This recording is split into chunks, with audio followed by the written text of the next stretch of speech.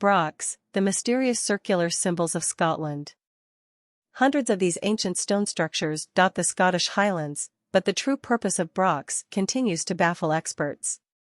Travel north through Scotland's deep glens, its mist and mountains and its velvety moorland, and you'll eventually see them, crumbling stone towers rising against the highland peaks like ancient cragtop castles. These mysterious Iron Age monuments are known as brochs, and they exist nowhere else but here. Yet, while these circular drywalled structures are as symbolic a feature as any in the Scottish Highlands, their purpose remains unknown. What is known is that around 2,000 years ago, local tribes started harvesting local stone to build massive prehistoric buildings with walls 5 m thick and stretching 13 m high. To date, anywhere from 100 to 500 broch sites have been identified, with the densest concentration centered in Scotland's northern Caithness and Sutherland counties, as well as the Northern Isles. While early archaeologists thought that brochs, whose name derives from the lowland Scottish word for fort, were the citadels of local chieftains, more recent excavations suggest that the structures were more likely used for residential rather than defensive purposes. Now, in an effort to better understand the true purpose of these prehistoric towers, an ambitious initiative called the Caithness Broch Project is aiming to reconstruct a full-scale broch from scratch using traditional methods. By relying on archaeological evidence from broch sites and incorporating the same dry stone masonry techniques Iron Age tribes would have used, builders are aiming to understand whether the organization of Iron Age Highland societies revolved around brochs or whether brochs evolved to fit the shifting needs of Highland societies. What's more, by creating a modern attraction modeled on a historical blueprint, architects are hoping that visitors will gain a newfound appreciation for these iconic buildings that have long shaped the Scottish landscape. The mystery of France's Stonehenge. Built 1,000 years before the famed English site, the alignments de Kakrruk's 3,000 perfectly aligned stones continue to baffle historians. Not far from the wide, sun-drenched beaches of Kakrruk in France's northwestern Brittany region, I stood and looked out at the endless rows of standing stones that make up the alignments de Kakrruk alignments. The tall, roughly hewn stones were divided into symmetrical, evenly spaced columns that disappeared into the distance, and I could see how the local legend of St. Cornley had arisen. Supposedly, St. Cornley, the patron saint of cattle, pursued by a legion of Roman soldiers and finding no other means of escape, had hidden in the ear of an ox and turned the legionnaires to stone. Needless to say, this isn't the true origin of the alignments. Aside from the unlikely transfiguration, the standing stones predate the Roman Empire by at least 3,000 years. But in a superstitious time, this was probably a plausible explanation for a mystery that baffles experts to this day. Stretching 4 kilometers along the coast of Brittany and consisting of more than 3,000 menhirs, man-made, often tapered, stones erected in prehistoric times across Western Europe, not unlike those obelisk from the Asterix comics made a career sculpting and delivering, the Kakrruk alignments represent the largest group of man-made standing stones in the world. Like Stonehenge, their purpose, what they represent and who placed them are mysteries shrouded in theory and legend. Yet, their place as one of the most important sites of European prehistory is undisputed. Radiocarbon dating has determined that the granite menhirs were erected by a Neolithic community around 6,000 years ago, about 1,000 years before Stonehenge. The stones range in size from 0.5 m tall to the hulking giant of Mainio, which soars 6 m, with an average-sized menhir weighing between 5 and 10 tons. They were generally quarried from the bedrock that lies close to the surface of the site and hauled and erected using pulleys and brute strength. Given the superhuman effort needed to create them, the alignments would have held enormous significance, but the site's administrator, Olivier Agog, believes that true purpose of the alignments will likely remain unknown. There are plenty of interesting theories, some with examples that seem to fit in certain circumstances, but there's always more to disprove them than to prove them, he told me. The Kakrruk alignments are not straight, they meander and follow a ridge that separates the coastal plain from the interior, land-based world, likely acting as a kind of symbolic border between the two. Of course, it did not prevent people from passing between them, but it marks a geographical separation between land and sea that isn't random. Kneeling next to a menhir with serpentine carvings at its base that sparked its own set of theories, he added, but its ceremonial or religious significance is open to interpretation. Given this open pool of conjecture, it's unsurprising that myths and legends swept in to fill the void. Stories of goblin-like creatures called korrigans, or of stone soldiers going to drink from a stream on Christmas Eve and crushing anyone in their path may sound like dark fairy tales, but these early attempts to explain the unknown created a sense of awe that has helped preserve the site. The idea of menhirs representing soldiers extends to Celtic heroes defeated on the battlefield, explained Wendy Muse, the author of many books about the landscape, history and legends of Brittany. She added that parallels between the legend of Saint Cornley and long-standing Breton mythology still resonate today. Not far away in Quiberon, a menhir has been used for the modern war memorial. The Kakrruk alignments are made up of several distinct sections of standing stones, now divided by land, trees or roads, although there are theories they were once unbroken. The most famous of these sections are called Lilmennik, Kermario and Kurliskan, which are also the best preserved examples of these long lines of menhirs. However, there are also a number of dolmen, stone burial chambers, some of which predate the menhirs and combine to make this an extraordinarily dense megalithic site. The area covered by the Kakrruk alignments is too big to truly appreciate from ground level. To gain a greater perspective, Agog took me to another of the area's most interesting features, roughly 1.5 kilometers from the rows of stones. The Saint Michel tumulus, a huge, grass-covered mound that looms over Kakrruk, is the largest grave mound in continental Europe, built roughly 6,700 years ago. We walked through the dark, cramped passages and chambers within the tumulus itself, which are currently closed to the public, and Agog pointed out where valuable relics, including polished stone axes and items originating from Italy and Spain, were found. Due to the corrosive acidity of the soil, very few artifacts have been found at Kakrruk outside burial tombs. Standing on top of the tumulus, the countryside fanned out into the distance, and the huge scale of the alignments, one of the world's largest Neolithic monuments, became clear. Covering an area of 40 hectares, the fields of stones stretched further than I could see. It seemed unbelievable that thousands of menhirs weighing several tons each were quarried, moved and erected in an age when stone tools were the height of technology.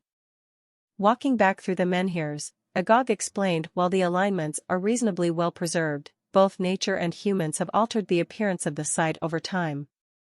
When the alignments were constructed, the landscape would have been open, without the trees that now divide and flank the sections, and the sea would have been further away.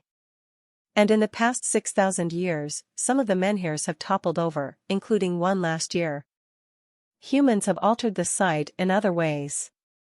As we moved between the stones, Agog pointed to 3 deep gashes in one of the mammoth menhirs, indicating cuts made with modern tools, and explained that they have been used as local building materials, including, supposedly, in the construction of the lighthouse on the nearby island of Belle Isle. The changes to the stones and site isn't just a modern phenomenon. It's a place of life, Agog said, as the site has been constantly evolving. Some of the later Neolithic dolmens were even built using stones placed hundreds of years before in other parts of the alignments. With roads that now snake between the fields and the buildings that stand among them, the site's original architects might struggle to recognize their creation if they saw it today. The first serious excavations at Kakrruk took place in the 1870s by Scottish archaeologist James Milne, who recorded the positions and details of the menhirs and also discovered many artifacts inside the dolmen. Milne's work was continued by his apprentice, Zachary Le Ruzic, who began to restore the stones, re-erecting and marking those that had fallen. Milne and Le Ruzic's efforts laid the groundwork for the alignments to be recognized and protected by the state, but with this recognition came increased popularity. Because of their historical significance and breathtaking scale, the alignments have attracted tourists for hundreds of years. However, as visitor numbers swelled in the 20th century to levels that threatened to damage the site, a project aimed at restricting public access was initiated in 1990 to provide educational resources and safeguard the stones. Because of concerns about conservation, free access to the stones is only allowed in winter. However, not everyone agrees that this is the right approach for the future of the site. The Menhirs Libres, Free Menhirs, is a Kakrruk-based group that states they advocate for the wishes of the local residents. Concerned about the commercialization of the site and the implications more visitors may have, a spokesperson said, the campaigns to attract visitors focus on the dream, the mystery, the beauty of the site without visitors at sunrise or sunset.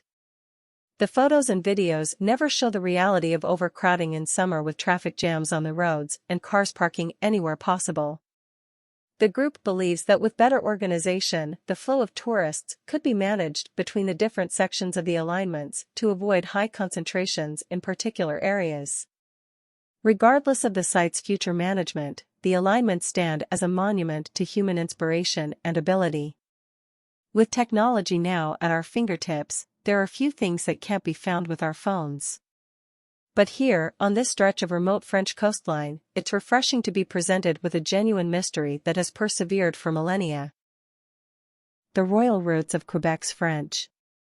Quebecois French has long been mocked for its rough-and-tumble sound, but this version of French is more likely what 17th-century French aristocracy spoke, including the king.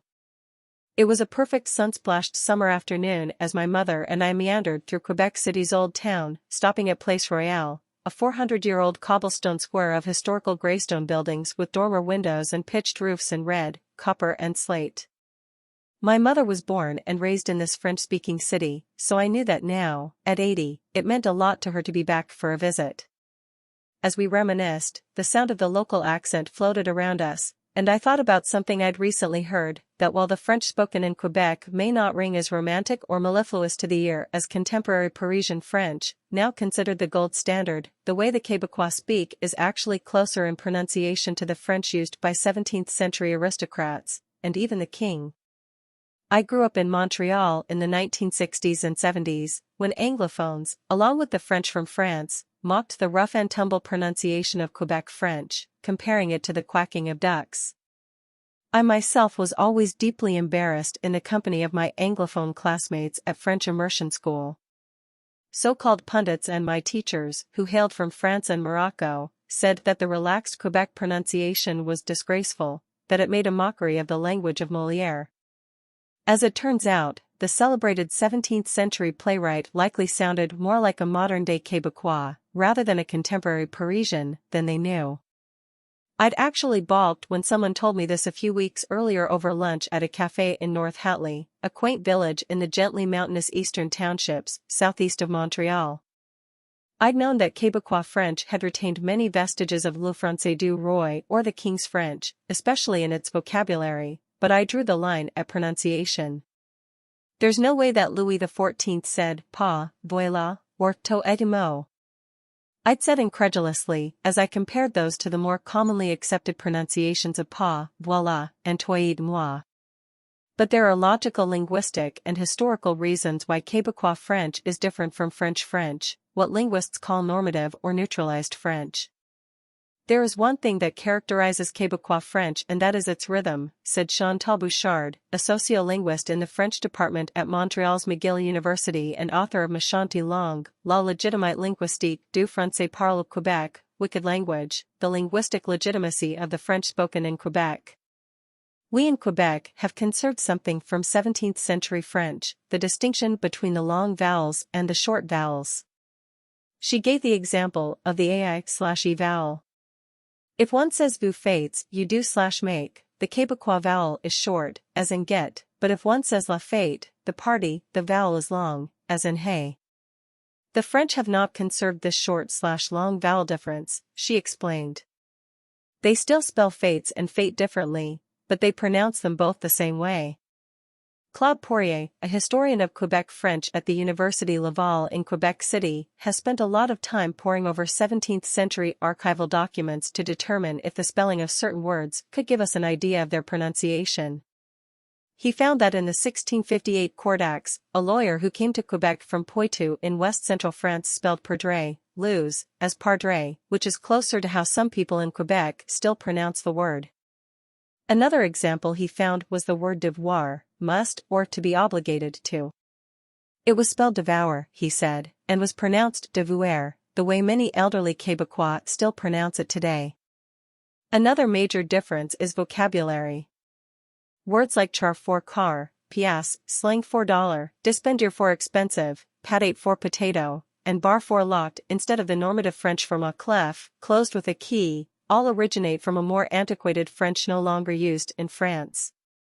So how is that Quebec's version retained more 17th-century aristocratic relics than what's spoken in Paris, the accepted seat of the French language? Both Bouchard and Poirier noted that 16th and 17th-century French settlers who immigrated to Quebec, then known as New France, tended to be natives of northern and western France. Aside from royalty and the aristocracy, only 1/3 of the people in France spoke French at that time. The rest spoke their regional languages, such as Breton, Provençal or Norman. In New France, however, concerted efforts were made to teach the new arrivals French, and it was the version spoken at the royal court by the aristocrats of the north and west. Thus, aristocratic French became generalized among the settlers. In the mid-1700s, French explorer Louis-Antoine de Bougainville even wrote that the Canadian accent is as pure as that of the Parisians. But everything began to change in 1759 when France lost its colony to the British at the Battle of the Plains of Abraham in Quebec City.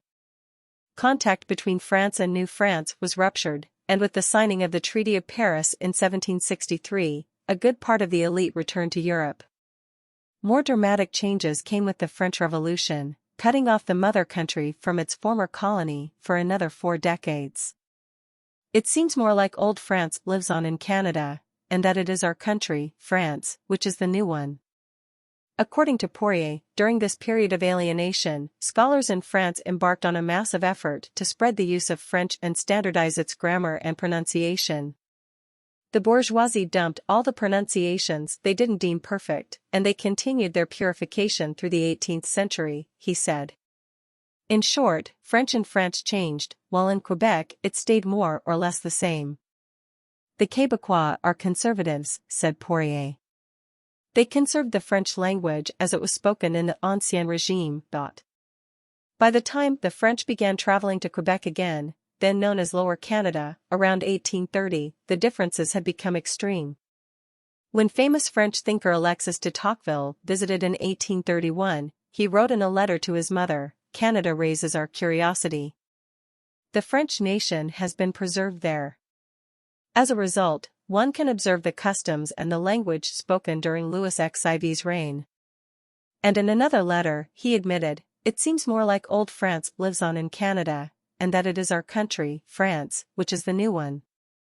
Though some YouTubers still make fun of the Quebec accent, perceptions have changed a lot over the past 10 to 20 years as a huge influx of French expats has arrived, particularly to Montreal and Quebec City. Marielle Lumineau and her sister Irena Lumineau relocated from France to Quebec 20 and 16 years ago, respectively, and fell hard for La Belle Province, so much so that they wrote us it, Les Français au Québec, a humorous, light-hearted guide for other expats. The duo have picked up some of the telltale Quebec accent and inflections, and their kids, who range from 7 to 16, are completely Québécois, said Marielle. Younger generations in France, Belgium and Francophone Switzerland have also embraced the accent. What's more, Quebec films have garnered the prestigious César Award at Cannes, and Quebec comedians like Sugar Sammy are in huge demand on French stages. The French language and the sense of pride in the Québécois identity have indeed come a long way. The French language is central to the Quebec identity, said Bouchard. We've made a lot of progress since the 1960s with regard to the presence of French in the public space, French as the common language, the right to work in French, the number of people here who are fluent in French, but things remain very fragile. Indeed, many here still remain self-conscious about the way they speak. But Dominique Chenard, a former French teacher in Montreal and now a curriculum consultant to other French teachers, wants this attitude to end. French is full of idiosyncrasies. Every country in the French-speaking world has its own peculiarities, she said. Some immigrants who come here from France and French-speaking countries like Morocco, who insist that their kids not speak Québécois French, are just being snobs. We have to stop beating ourselves up about it. We need to stop thinking we don't speak proper French.